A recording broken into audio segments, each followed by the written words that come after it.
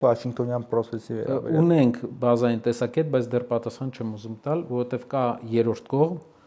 որի քայլերի եւ ներգրավվածության մակարդակը իման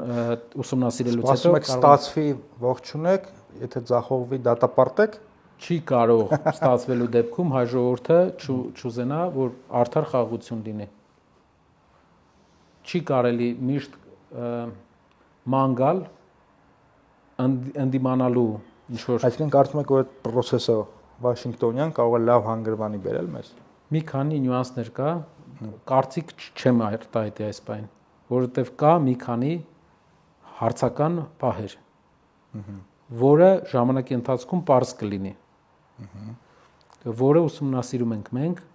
ճիշտ չի սխալ իմպուլս տալ մեր հասարակությանը, դեռ